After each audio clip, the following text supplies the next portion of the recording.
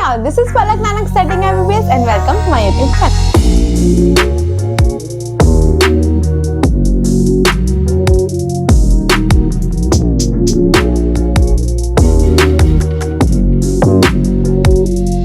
आज हम लोग स्टार्ट करने वाले नए टॉपिक के साथ, that is locomotion and movement. तो इसके टॉपिक के नाम यानी चैप्टर के नाम पे ही पहले बात करते हैं कि लोकोमोशन और मूवमेंट क्या दोनों सेम चीज है या अलग अलग है, और अलग अलग है तो दोनों में डिफरेंस क्या है। तो देखो, मूवमेंट मतलब मूवमेंट और लोकोमोशन मतलब मूवमेंट। वाह क्या बात बोलती। नहीं सुनो, अगर मैं हाथ को ऐसे नीचे कर रही हूँ, ऊपर कर रही हूँ, ये मेरी मूवमेंट है। मैं खाना खा रही हूँ, मेरी मूवमेंट है। मैं हाय कर रही हूँ, मेरी मूवमेंट है। किसी को लाफा मार रही हूँ, मेरी मूवमेंट है। लेकिन अगर मैं अपना पैर ऊपर करके आगे चल रही हूँ, मतलब नॉर्मल जो चल रही हूँ वो वाली मूवमेंट कर रही हूँ, तो लोकोमोशन है। इसका मतलब क्या कि कुछ भी मेरा डिस्प्लेसमेंट हुआ, मेरे कोई भी बॉडी पार्ट का डिस्प्लेसमेंट हुआ तो वो मूवमेंट है। पर उस मूवमेंट या उस डिस्प्लेसमेंट की वजह से मैं अगर एक जगह से दूसरी जगह पे गई, मेरा ओवरऑल डिस्प्लेसमेंट हुआ, तो वो होता है लोकोमोशन। मतलब एक होगा मूवमेंट और एक होगा लोकोमोशन। मूवमेंट का मतलब कोई भी मूवमेंट जो आप सोच सकते हो, displacement of a body part.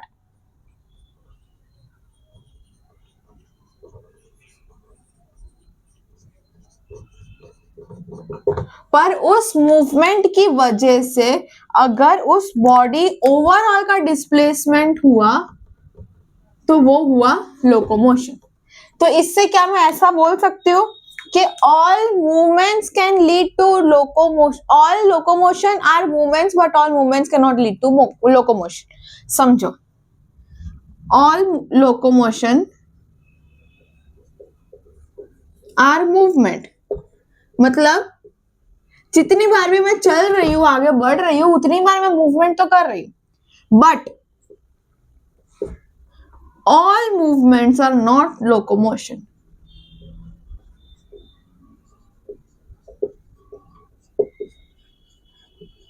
अभी जैसे मैं ये बोर्ड पे लिखने का काम कर रही हूँ, मेरी मूवमेंट है, पर ये मेरा लोकोमोशन नहीं है। लोकोमोशन के लिए मुझे मेरे पैर की मूवमेंट करके आगे चलना पड़ेगा। समझे, ये डिफरेंस है मूवमेंट और लोकोमोशन में। अब हम लोग पढ़ेंगे टाइप्स ऑफ मूवमेंट और टाइप्स ऑफ लोकोमोशन। हेडिंग डालो, types of movement.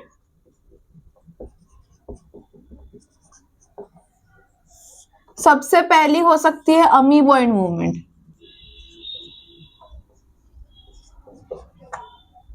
Amoeboid movement का मतलब क्या? वो वाली मूवमेंट जो अमीबा कहता है। कौन कौन? एक अमीबा, एक डब्ल्यूबीसी और एक मैक्रोफेज। ये तीन लोग हैं जो अमीबॉइड मूवमेंट करते हैं। अमीबॉइड मूवमेंट का मतलब क्या होता है कि स्यूडोपोडिया का फॉर्मेशन।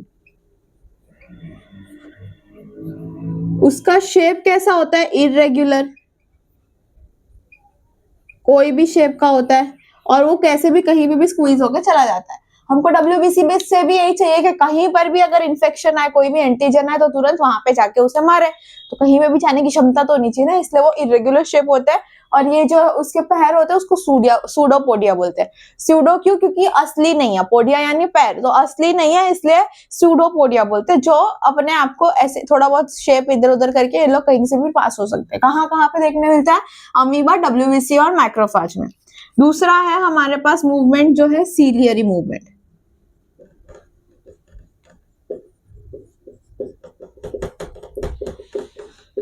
अगर अब आप अपना ब्रेन चलाओ, जैसे दिमाग चलाओ, तो आपको क्या लगता है सीलियरी मूवमेंट में क्या इन्वॉल्व होगा? सीलिया प्रेजेंट होंगे, जिसकी वजह से मूवमेंट होगी। सीधी सी बात है। तो सीलियरी मूवमेंट कैसी होती है? Ciliary movement is oar like movement. Oar मतलब क्या? वो चप्पू होता है ना, जो नाव का चप्पू चलाते हैं ऐसे ऐसे करके, वो उस ओर इज, चप्पू को इंग्लिश में ओर बोलते हैं। तो ओर लाइक मूवमेंट मतलब चप्पू जैसा, हम नाव कैसे ऐसे ऐसे चलाते। तो सीलिया भी ऐसे ऐसे चल रहा है, और ऐसे ऐसे चलते चलते एक चीज को दूसरी जगह तक पहुंचा रहा है।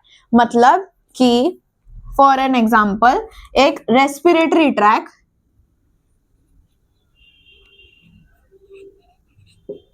और एक रिप्रोडक्टिव ट्रैक्ट, यहां पे प्रेजेंट होते हैं। अब ये कैसे काम कर रहे हैं मैं आपको बताती हूँ। ये हमारा रिप्रोडक्टिव ट्रैक्ट है, ये ओवरी है, यूटेरस है। यहाँ पे फेलोपियन ट्यूब में सीलिया प्रेजेंट होता है। क्यों? क्योंकि ओवरी से ओवम आता है फेलोपियन ट्यूब के अंदर, वो फेलोपियन ट्यूब से ओवम को ट्रांसपोर्ट करना होता है यहाँ पे यूटेरस के अंदर इम्प्लांटेशन करने के लिए। अब डिटेल नहीं पता तो कोई बात नहीं, तो उसे इम्प्लांटेशन करने के लिए इधर से इधर लाना पड़ता है। तो वो कैसे आएगा? खुद से चल के कि चलो भाई मैं तो जा रहा हूँ इम्प्लांटेशन में, नहीं, वो मूवमेंट होगी सीलिया की। यहाँ के सीलिया ऐसे ऐसे करके मूवमेंट करेंगे, ओवर लाइक मूवमेंट करेंगे, जिसकी वजह से यहाँ पे जो ओवम निकला है वो यहाँ पर आए।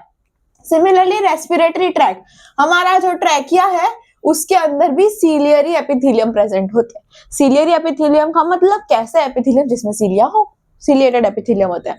तो वो ओवर लाइक मूवमेंट करेंगे, जिसकी वजह से जो डस्ट पार्टिकल अगर हमारे लंग्स के अंदर हो तो वो उसे बाहर पुश आउट कर सके, इसलिए सीलियरी एपिथेलियम होता है ट्रैकिया में, यानी रेस्पिरेटरी एपिथेलियम में। तीसरी हमारी मूवमेंट है जो हमारी खुद की पर्सनल मूवमेंट है, वो है मस्क्यूलर मूवमेंट।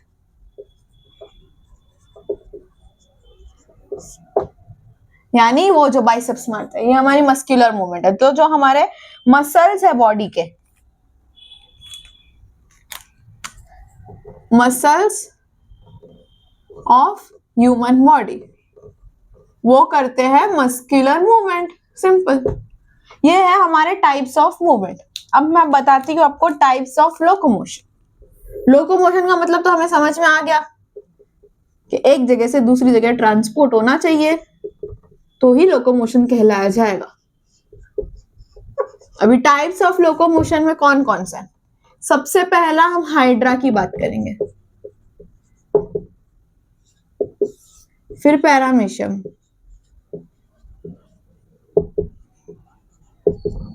हाइड्रा के अंदर प्रेजेंट होते हैं टेंटेकल्स, जिसकी वजह से वो एक जगह से दूसरी जगह ट्रांसपोर्ट हो सकते हैं। पैरामीशियम में होता है सीलिया, सीलिया मूवमेंट के लिए यहाँ पे यूज हो रहा है, लेकिन पैरामीशियम में एक जगह से दूसरी जगह जाने के लिए यूज होता है। तीसरा है अमीबा। अभी अमीबा में जो सूडोपोडिया है वो मूवमेंट कर रही है, पर वो लोकोमोशन भी तो करेगी ना, ऐसा तो नहीं खाली एक इधर उधर ही होगी, एक जगह से दूसरी जगह जाने के लिए भी तो ये सूडोपोडिया ही चाहिए, तो इसलिए अमीबॉइड मूवमेंट।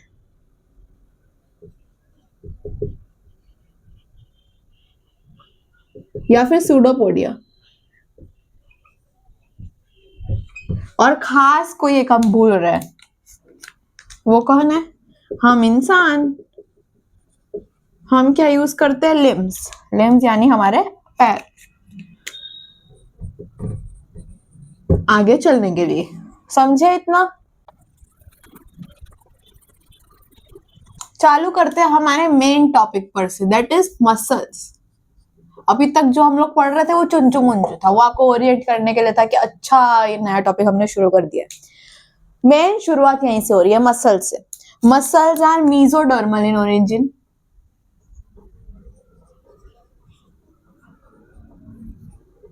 मेसोडर्म से उसका ओरिजिनेशन होता है।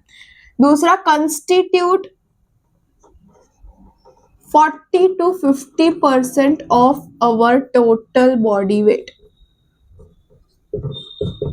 हमारी बॉडी का जो वेट है, आपका अपना अपना गिन लो, उसका 40 to 50% किसका वेट होगा? वो मसल का वेट होगा। फिर एक और बात, muscles are made up of myocytes.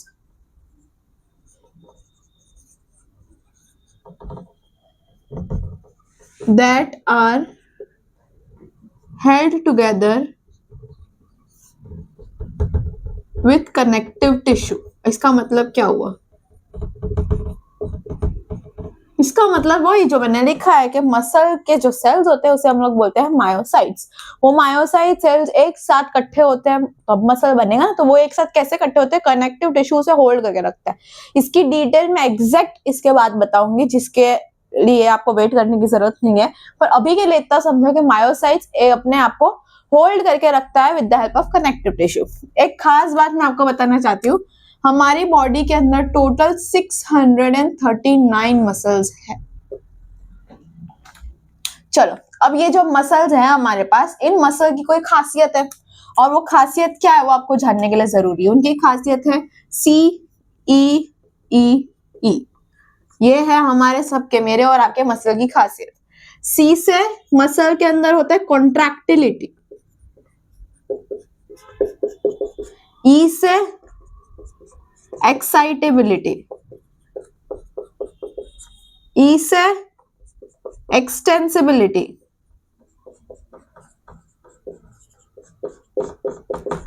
और ई से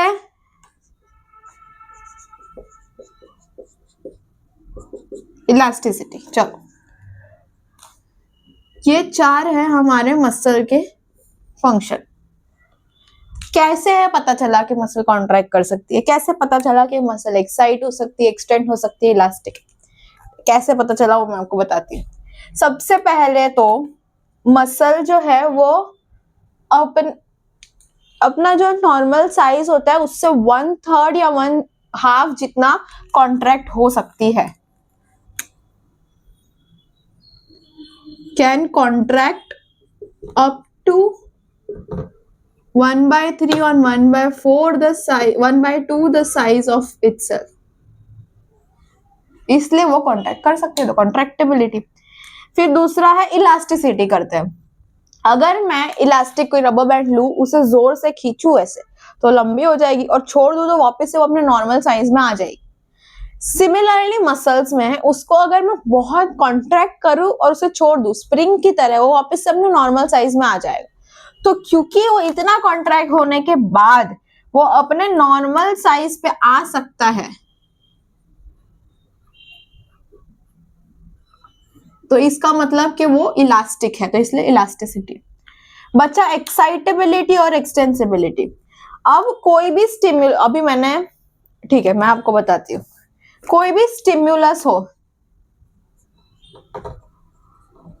कौन सा स्टिम्युलस हो सकता है, कोई नर्व फाइबर का स्टिम्युलस हो सकता है, कोई हार्मोन का स्टिम्युलस हो सकता है, कोई मैकेनिकल स्टिम्युलस हो सकता है, कोई थर्मल स्टिम्युलस हो सकता है। वो मसल का कॉन्ट्रैक्शन करता है। कैसे करता है? जैसे मैंने अभी, मेरे दिमाग में चल रहा है कि चलो ये खाना खा लो, ऐसा चल रहा है, तो वो मेरा दिमाग में जो ब्रेन है वो नर्व सेल के थ्रू ट्रांसफर करेगा सिग्नल को, मेरे हाथ को बोलेगा चल वो उठा, उसको पिज्जा को उठा और खा, तो मैं वो पिज्जा को उठाऊंगी खाऊंगी। तो वो जो मेरे हाथ के मसल्स जैसे काम कर रहे हैं वो नर्व के इम्पल्स की वजह से कर रहे हैं, कि इम्पल्स आया, मसल को बोले चल कॉन्ट्रैक्ट कर और खा। फिर उसके बाद इसी तरह हार्मोन या मैकेनिकल थर्मल स्टिमुलस के, मैंने किसी गर्म को हाथ लगा लिया, चाय के कप को या कुछ को, तो वो तुरंत मेरे हाथ उड़ जाएंगे, तो वो थर्मल स्टिमुलस था जिसकी वजह से मेरा मसल कॉन्ट्रैक्ट हुआ और मैं पीछे हो गई। तो उस तरीके से मसल का कॉन्ट्रैक्शन कोई स्टिमुलस की वजह से होता है, इसीलिए मसल एक्साइटेबल भी है।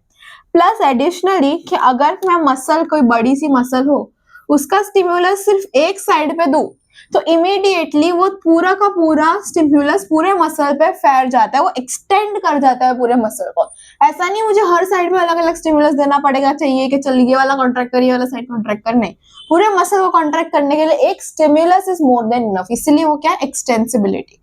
चार चीज पढ़ी हमने, कॉन्ट्रैक्टिबिलिटी, एक्साइटेबिलिटी, एक्सटेंसिबिलिटी और इलास्टिसिटी। ठीक है, यह है मसल के फंक्शन।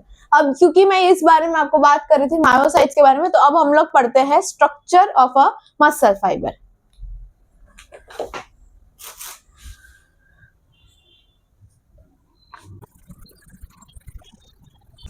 चलो बनाना शुरू करो, और ध्यान से समझना क्योंकि सेम स्ट्रक्चर हम नर्व में भी पढ़ेंगे।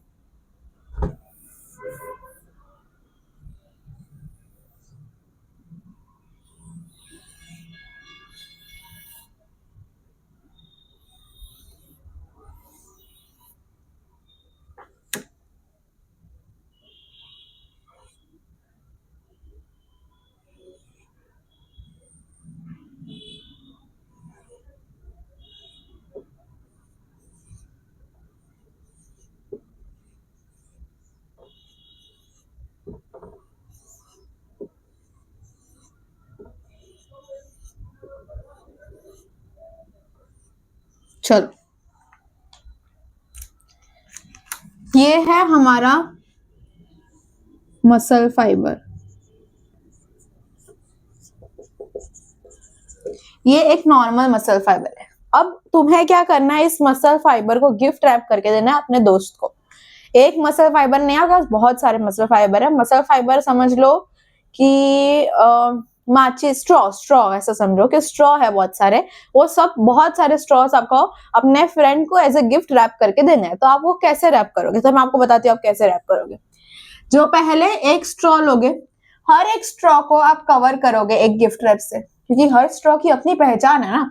तो हर स्ट्रॉ को आप कवर करोगे गिफ्ट रैप से, जो कि होगा एंडोमाइसियम।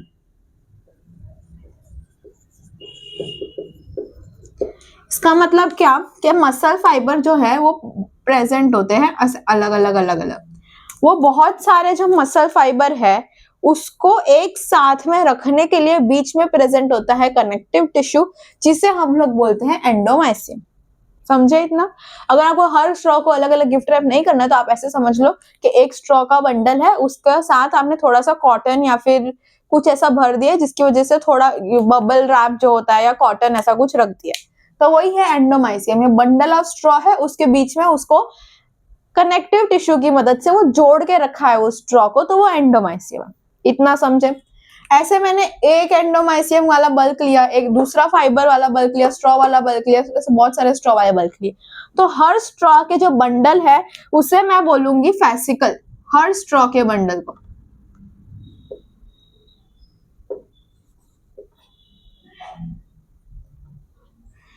फेसिकल या फिर सिंगुलर इज फेसिकुलस।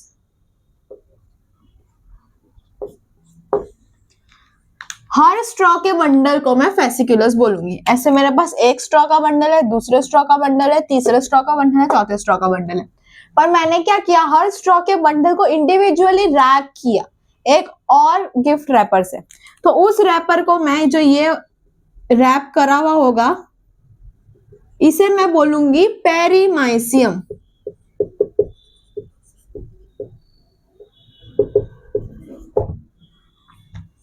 एंडोमाइसियम जो मसल के फाइबर को रैप कर रहा है, फिर वो बंडल बना रहा है जिसे हम पूरा फेसिकल, और हर फेसिकल को रैप कर रहा है एक पेरीमाइसियम। उससे हमारा क्या बन जा रहा है, पूरा मसल बन जा रहा है ये। पर अब ये बहुत सारे, ये एक बंडल है, ये एक बंडल है, हर को अलग अलग मैंने बाइंड कर दिया। पर इसका मतलब ये तो ऐसे तो लेके जा ही नहीं सकते ना, एक एक बंडल तो दे नहीं सकते, उसको कलेक्टिवली भी पूरा कुछ रैप करना पड़ेगा। तो कलेक्टिवली रैप करने का जो आउटर कवरिंग होती है, जो मसल को पूरा बाइंड करती है, जो कनेक्टिव टिश्यू, उसे हम बोलेंगे, क्या बोलेंगे, खुद सोचो। अगर ये एंडोमाइसियम है, ये पेरीमाइसियम है, तो ये क्या होगा, एपीमाइसियम। सिंपल। जो मसल फाइबर है वो तो मसल फाइबर ही है, उसका कुछ नहीं कर सकते, वो उसको बाइंड करने के लिए होता है एपीमाइसियम आसपास। हर एपीमाइसियम वाला जो गुच्छा होता है उसे हम फेसिकल बोलते हैं, जिसे कवर करता है पेरीमाइसियम। वो पेरीमाइसियम के सारे जो गुच्छे होंगे उसको पूरा का पूरा अल्टीमेट वाला रैप करना है पूरे मसल को, तो वो कौन करेगा, एपीमाइसियम। तो epimysium is the connective tissue that covers the whole muscle. Perimysium is the connective tissue that covers the whole fascicle, और endomysium is the connective tissue that holds the muscle fibers together. समझे? इतना simple सा है हमारा ये muscle का structure. This is a transverse structure section of a muscle, transverse section. इतना ही है हमारा मसल। तो आज के लिए हम लोग इतना ही रखेंगे लेक्चर के लिए। नेक्स्ट लेक्चर के लिए हम टाइप्स ऑफ मसल पढ़ेंगे, तो उसको एक बार रीड करके आना, क्योंकि वो बहुत इजी, एक बार रीड करके आओगे तो फटाफट आपको समझ में भी आएगा। So that is it for today. I will meet you in my next one. Till then bye bye.